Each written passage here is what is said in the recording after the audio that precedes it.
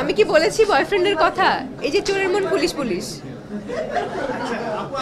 এই লুক আসলে কখনোই কোনো জায়গায় আমিও দেখিনি, আপনারাও দেখেননি। যত বড়ই ডিরেক্টর হোক না কেন, গল্প যদি ভালো না হয় সেটা আসলে করাটা উচিত হবে না। কিংবা বড় প্রজেক্ট মানেই সিনেমা, বড় প্রজেক্ট মানে এই, বড় প্রজেক্ট মানে সেই।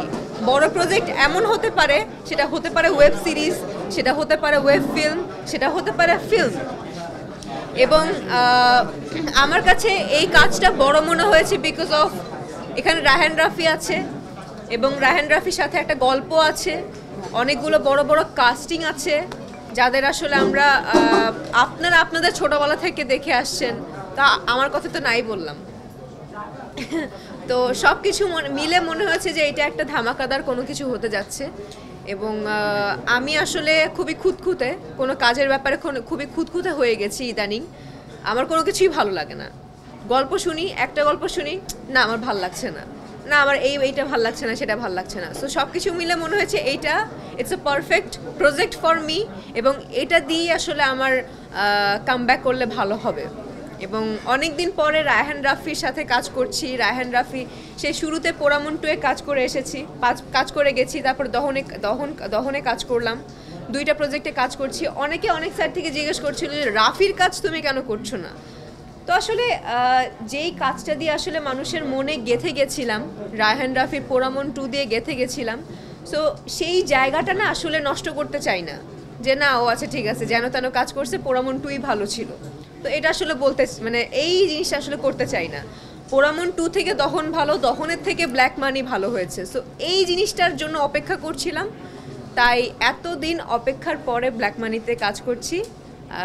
That's it. আমি পোড়ামন 2-র কথা যদি বলি, এটা আমি জানি না অনেকে কেমনভাবে নেবে।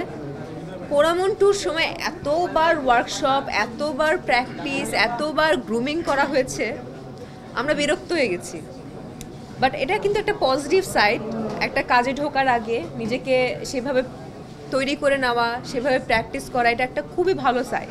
এবং আমি সবসময় সবাইকে বলি কোনো কাজ করার আগে যে ভাই আমার কিন্তু প্র্যাকটিস লাগবে, একটু প্র্যাকটিস না করে গেলে ক্যামেরার সামনে হাত পা কাঁপবে। সো ওই ক্যারেক্টার নিজের মধ্যে একটু নিয়ে নেই। রায়হান রাফিকে তো রায়হান রাফির ব্যাপারে সবাই জানে।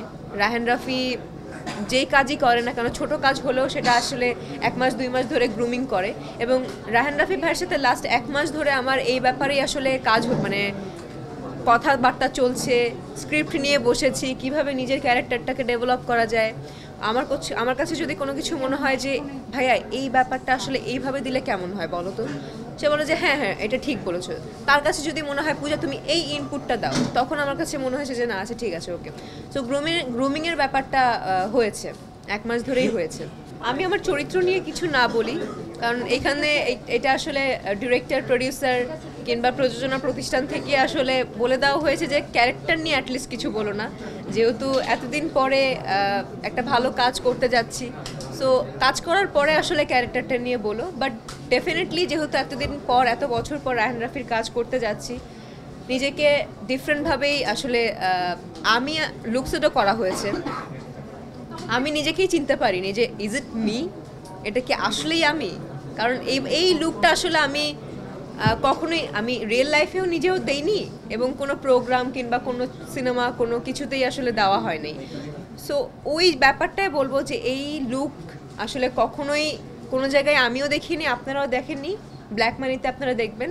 এবং রায়হান রাফির প্রজেক্ট বলে করছি কিনা এটা যদি জিজ্ঞেস করেন, এটা তো একটা আছেই, রায়হান রাফি একটা মানে ব্র্যান্ড হয়ে গেছে।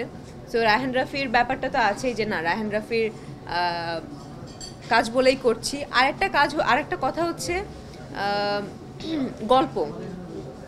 এখনকার যুগে আসলে গল্পটাকে অনেক বেশি ফোকাস করতে হয়। সে যত বড়ই ডিরেক্টর হোক না কেন, গল্প যদি ভালো না হয় সেটা আসলে করাটা উচিত হবে না, কিংবা কেউই করবে না যারা আসলে ভালো কাজ করতে চায়।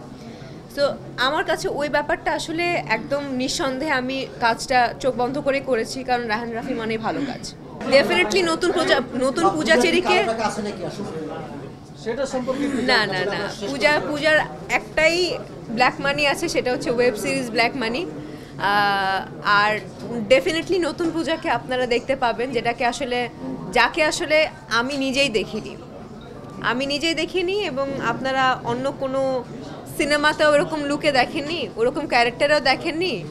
এবং আমি যখন প্রথম রায়হান রাফি ভাইয়ের কাছ থেকে স্টোরিটা শুনি, লাস্টে আমার ক্যারেক্টারের কথা শুনে আমি না নিজেই অবাক হয়ে গেছি, আমার মানে মুখটা হা হয়ে গেছিলো যে এই ক্যারেক্টার আমি করব, এই ক্যারেক্টার কি আমাকে দিয়ে সম্ভব হবে?